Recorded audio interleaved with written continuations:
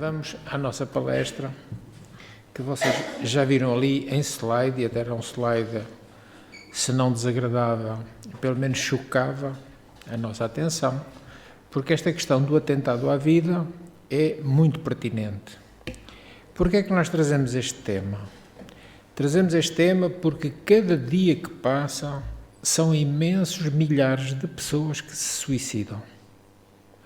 E nós precisamos de ver ou de saber, pela ótica espírita, o que é que se passa no após-suicídio.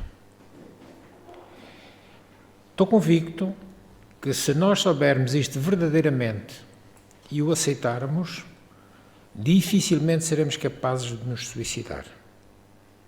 Porque vemos o quanto isso será mau para nós.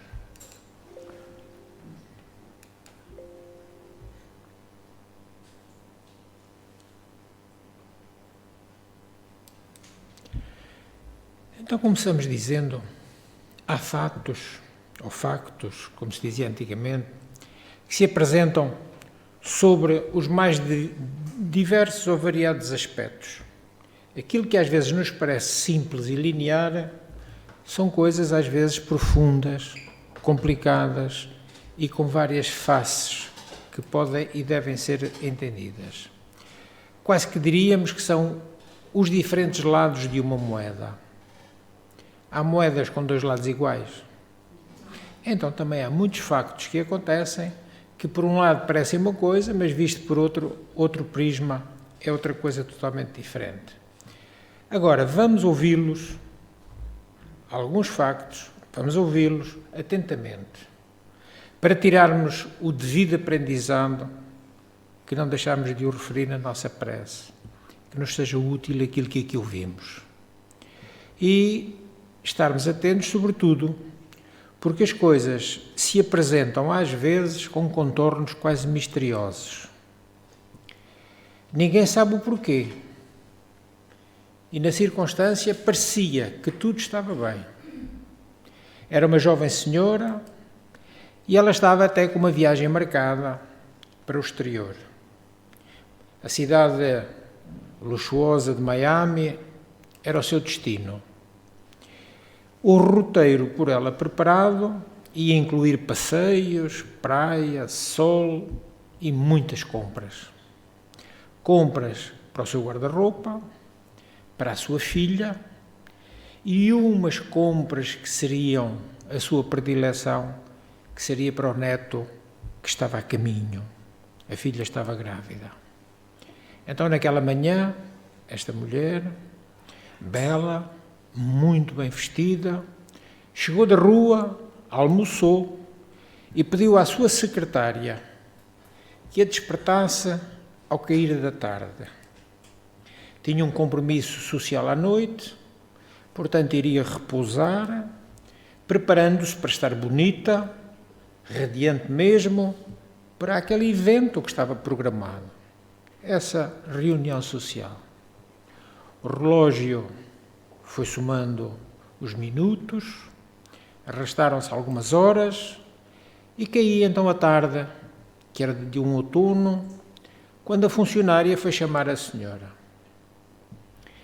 Ela, a funcionária, tinha-se envolvido nas suas tarefas normais e naturais, deixara passar o tempo e agora, conforme lhe for ordenado, ia acordar a sua patroa. Mas o que ela viu ao entrar nos aposentos de dormir, deixou-a profundamente em choque. Aquela senhora bela, estava banhada em sangue, disparara um tiro contra o próprio coração. Amigos, familiares, todos se surpreenderam. O que é que teria levado a senhora a um gesto tão deslocado? Pôr fim à própria vida. Porquê? Tinha família, pessoas que a amavam, beleza física, juventude, dinheiro. Não temos como responder à pergunta. E ela ficará sem resposta. Num outro lar, um adolescente de 13 anos diz à mãe que irá acampar com os amigos naquele dia que se aproxima e que é feriado. A mãe não o autoriza. Ele vai ter vários testes na semana seguinte e, portanto, tem de ficar para estudar. Além disso, para ela, mãe preocupada, o local onde ele pretendia acampar e até os seus pretensos amigos eram motivo de preocupação para ela. O garoto insiste, bate o pé, diz que se ela não deixar, irá sem autorização. E naquela discussão entre mãe e filho, acaba por prevalecer a vontade da mãe. Ordena-lhe que se recolha no quarto e que se acalme. Por ora, a conversa está encerrada. Ele retira-se com raiva. Entra no quarto, bate com a porta, como é próprio da juventude mal-humorada e quando não se lhes faz a vontade, e ainda grita em voz alta: a senhora vai se arrepender por ter feito isto comigo. 2 horas depois, a mãe procura o filho para lanchar, entra no quarto e surpreende-se. Não o vê, a janela está aberta. Espreita na janela e vários andares abaixo, uma multidão está aglomerada em torno de um corpo no asfalto.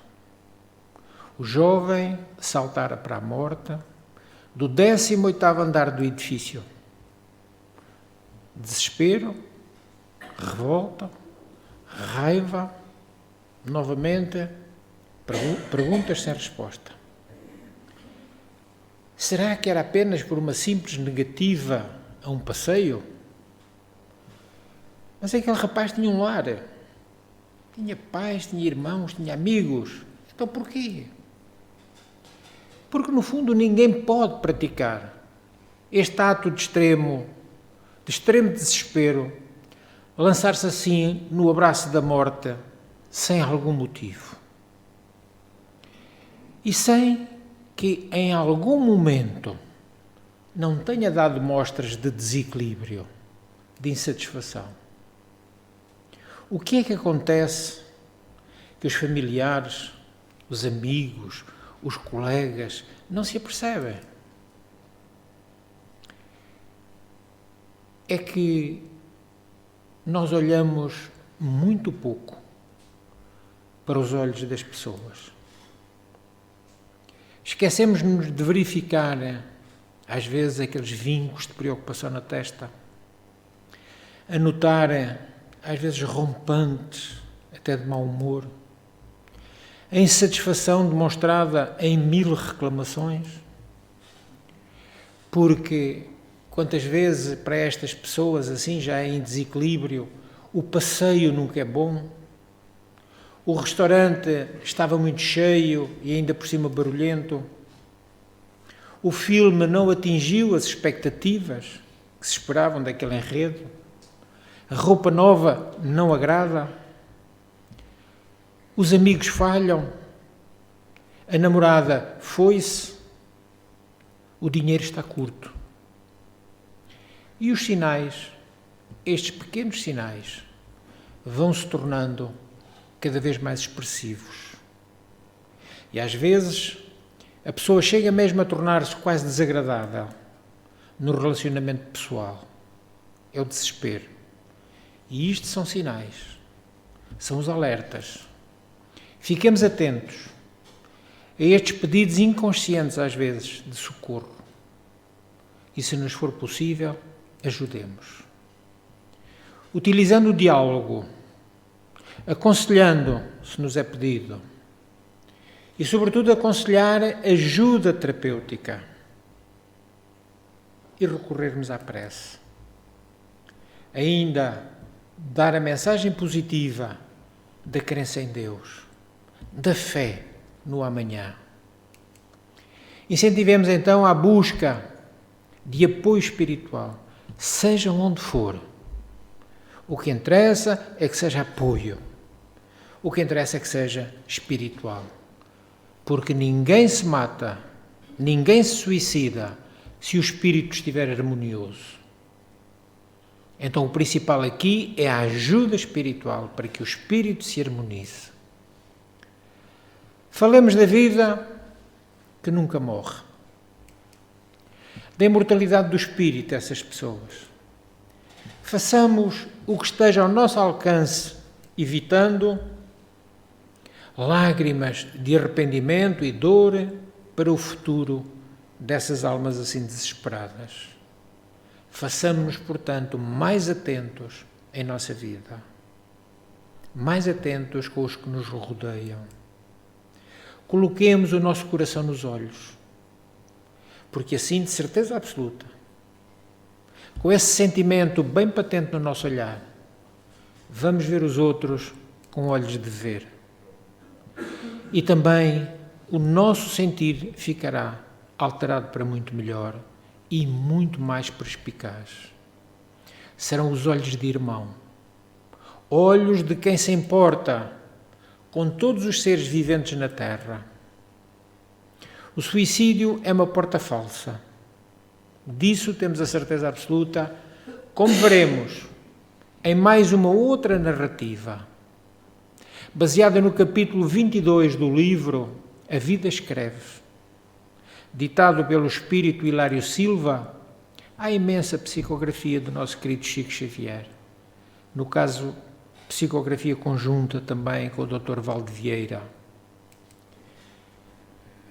Desde que bebera a substância venenosa, a jovem agora sentia-se morrer sem morrer. Ela não queria viver mais. Experimentara o desprezo do seu namorado, de quem se enamorara profundamente e com quem ela acariciava o sonho de casar-se, constituir família, criar os filhos. E foram 2 longos anos de muita esperança. Mas, como estamos vendo, tudo em vão. Ela não dera ouvidos ao pai, que costumava dizer-lhe: cuidado com os rapazes, filha, nem sempre têm bom caráter. Mas, como tantas jovens, achava o seu pai antiquado e demasiado exigente. Mas como é que ela poderia resistir? Ele procurava todas as noites. Começou pedindo-lhe livros emprestados. Depois de algumas semanas, e estando juntos no cinema, estavam assistindo a um filme envolvente que contava uma história curiosa. Também era de uma jovem tímida, também ela contrariada pela família, e se entregara ao rapaz com quem fugiu, confiante. Claro que os filmes, este tipo de filmes, terminam sem que ninguém possa dizer ou saiba dizer o que é que acontece depois daquilo. Mas o cinema, o filme, coroava aquela aventura com um longo, demorado beijo romântico. À saída, apesar do frio noturno e da chuva miudinha, o jovem namorado convidou-a para um passeio. Ela pensava na heroína do filme e, vencendo os receios, não teve coragem de dizer não. Pela primeira vez, ela vai mentir à sua mãe. À mãe que ansiosa a aguardava às 3 da madrugada. Claro que ela culpou a chuva e disse à mãe: ficámos em casa dele até agora. Outros tantos passeios, a sós, com o namorado, se repetiram, até que um dia a filha desobediente sentiu-se enjoada e com tonturas. O namorado levou-a ao consultório de um médico, também ele, ainda jovem, que até olhava com olhos de malícia, e a moça ficou um tanto ou quanto revoltada diante de tudo aquilo, mas submeteu-se ao aborto. Desejava ser mãe, mas o namorado convenceu-a de que era preciso casarem primeiro. Terminaria os estudos e então sim, casariam. Daquele dia em diante, aquela jovem sentia-se diferente. Nem poderia ser de outra maneira. Via-se perseguida, em sonho, por alguém que lhe gritava aos ouvidos: Mãe, mãe, por que me mataste? Contou este drama pessoal ao namorado, mas ele disse-lhe que o que ela precisava era de um psiquiatra e que tudo isso ia passar. Passou o tempo e ela sentia-se cada vez mais atormentada. Sempre que falava sobre isso com ele, ela acalmava do jeito que podia, dizendo-lhe: estavam quase para casar, já faltava pouco tempo. Mas um dia, há sempre estes dias, quando ela se sentiu profundamente deprimida, ela procurou, pois considerava o seu noivo, e foi encontrá-lo com outra moça. Ele, surpreso, não contava com ela, levou-a pelo braço, quase arrastando-a a pequena distância, e explicou-se. Não a amava mais. Foi uma confissão áspera, dura. É melhor terminarmos agora, disse ele, com muita frieza, antes que outras e sérias dificuldades surjam. Terminamos já. Aquele mundo íntimo que ela houvera acalentado desmoronou. A ideia do suicídio, de imediato, tomou-a completamente. E no caminho para casa, comprou a substância mortal. Escreveu bilhetes e, pela manhã, bebeu aquela porção de veneno de uma vez só. Sentiu uma dor lancinante na carne, nos nervos, no sangue, nos ossos, em tudo. Em tudo ela sentiu aquela dor. Iniciaram-se convulsões sucessivas que não lhe permitiam morrer. Entretanto, ouvia a sua própria mãe a gritar como uma louca: morta, minha filha está morta. Ela, nas vascas da agonia, sentiu-se carregada.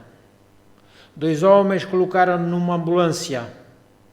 Ela não apenas chorava, rugia em contorções. Só que ninguém percebia os seus terríveis lamentos. Viu-se atirada, sem qualquer consideração, na laje fria da morgue.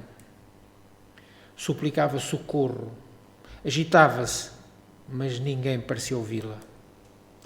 Depois de algum tempo, é que percebeu que conseguira sair do corpo, porque via médicos a retalharem um corpo que de imediato identificou como sendo o seu. Estavam a fazer a necessária autópsia. Conseguira matar o corpo, mas agora constatava que continuava viva. De pé, ainda cambaleante, sentindo todas as dores, sentindo todas aquelas convulsões resultantes do deslocado ato, agora é ela que grita: mãe, minha mãe, eu quero viver. Eu quero viver. Mas uma outra voz, ameaçadora, sarcástica, vai soar aos seus ouvidos: mãe, minha mãe, eu também queria viver, mas tu não deixaste.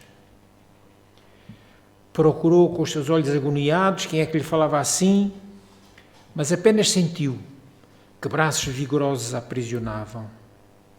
Foi então que ela se lembrou, ainda meio atordoada, o aborto, o filho que ela matara, os sonhos que se tornavam pesadelos, a tortura, o suicídio. E esforçou-se terrivelmente para voltar àquele corpo que ali estava tombado na mesa fria e erguer-se de novo. Mas era tarde demais. Tarde demais para esta existência, porque, e por misericórdia divina, também irá funcionar para esta filha de Deus. outras e novas oportunidades lhe serão concedidas. Então vimos hoje algumas faces da mesma realidade, porque o suicídio tem 1000 caras e cada um tem a sua expressão concreta. Não nos cabe julgar, mas tão somente auxiliar os suicidas. Após a consumação e do único modo que nos é possível, do único modo que nós podemos, com a nossa prece sincera, intensa, fervorosa, nada mais temos e que lhe possamos oferecer. Muitos perguntam: o que a doutrina espírita tem a dizer sobre o suicídio? E qual será, segundo o Espiritismo, a sorte daqueles que acabam com a própria vida? E a nossa doutrina responde: por muitos testemunhos, vividos e contados, como este desta jovem, porque são eles próprios que vêm contar o que sentiram, como estão, o que aguardam. Sabemos que quem desejava fugir definitivamente da vida para resolver de uma vez por todas os seus tormentos, entrou pela tal porta falsa, porque os problemas não ficaram resolvidos, só que ainda por cima agora, agravados, muito mais. Afirmam eles, os suicidas, que só se consegue sair do corpo sem sair da vida, que continua pulsante no além-túmulo. Que só quem nos colocou no mundo, isso lhes devemos fazer sentir, e alguns o sabem já. Somente quem nos colocou no mundo tem o direito de nos tirar dele. E que esse alguém é Deus, nosso Pai Criador. Que Deus jamais nos abandona. É algo muito sólido que nós devemos apresentar àqueles que estão em desespero. Porque é nessas horas mais desesperadas, aquelas horas mais excruciantes, são as horas mais difíceis da nossa caminhada, em que Deus nos ajudará. Que todos nós, sem exceção, temos um anjo da guarda.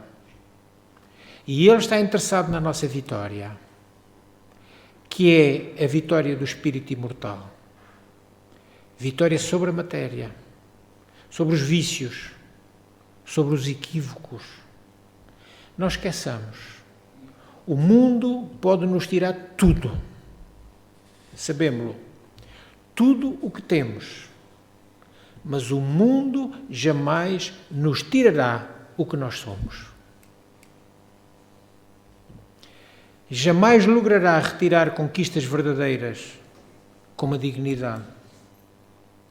Mas se isso acontecer, será somente porque nós o permitimos, aceitando o convite da indignidade. Fujamos do convite ao suicídio como solução dos problemas, porque ele é um terrível engano. Assim que a pessoa realiza o ato deslocado do suicídio, percebe o precipício que se abriu à sua frente. De modo geral, são eles os suicidas que mais sofrem após a morte.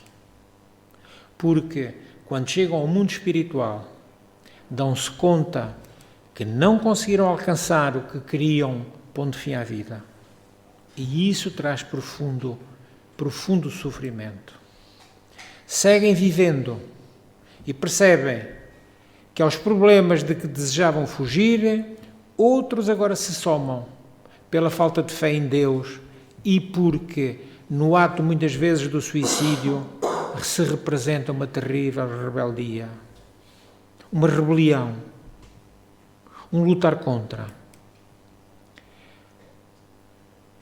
Um ensino precioso. Na morte natural, quando desencarnamos naturalmente, os laços que unem o espírito ao corpo são desatados lentamente, a pouco e pouco. Logo, menos doloroso, enquanto que pelo suicídio são violentamente rompidos esses laços, sem contudo permitir que o espírito se liberte, mantendo o jugido ao corpo, às vezes durante longos anos. Por esse motivo, não nos deixemos nunca tentar pelo convite ao suicídio. Nunca valerá a pena. Antes, roguemos, peçamos, imploremos a Deus forças para suportar o fardo que carregarmos. No capítulo 28 do Evangelho segundo o Espiritismo, no prefácio da prece por um suicida, encontramos: o suicida é qual prisioneiro que se evade da prisão, mas que foge antes de cumprida a pena. Quando preso de novo, é mais severamente tratado. E depois, logo a seguir, no número 72, está expressa uma bela oração pelos suicidas. Consigamos, pois, com as nossas preces de comiseração, de ternura, diminuirmos o amargor dos sofrimentos deles. Sejamos não solidários com os atos que eles praticaram, mas sejamos solidários com o sofrimento deles. Não nos custará nada.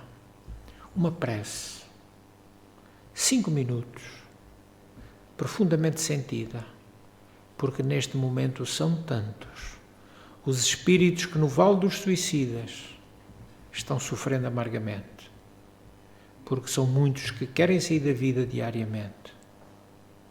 Vamos envolvê-los nesta nossa aura de força, de fé e de vontade de lutar, porque eles não serão esquecidos por Deus.